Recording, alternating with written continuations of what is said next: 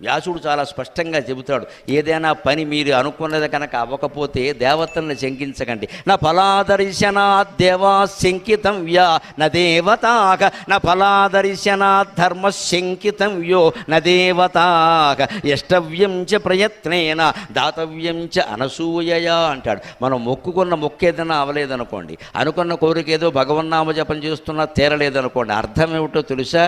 ఆ వస్తువు నీ దగ్గరికి వచ్చే యోగం లేదు, ఆ డబ్బు నీకు వచ్చే యోగం లేదు, ఆ పదవి నీకు వచ్చే యోగం లేదు, ఆ పెళ్లి నీకయ్యే యోగం లేదు. అందుకు నీ పూర్వజన్మ కర్మ అడ్డుపడుతుంది. ఆ అడ్డు తొలగాలి అంటే ఎప్పుడు సమాజం నుంచి మనం ఏదో ఆశిస్తున్నాము అంటే సమాజానికి ముందు ఇవ్వాలి ఖచ్చితంగా. బోరింగ్లో నీళ్లు రాకపోతే ఏం చేస్తాం? ఓ చెంబుడు నీళ్లు అందులో పోస్తారు, అప్పుడు వస్తాయి కింద నుంచి పైకి. అలాగే సమాజం నుంచి మనం ఏమన్నా ఆశిస్తున్నాము అంటే సమాజానికి ఏమన్నా ఇవ్వాలి. అందుకని ఏదైనా అనుకున్న పని అవ్వట్లేదు అంటే వెంటనే దాన ధర్మాలు చెయ్యాలి.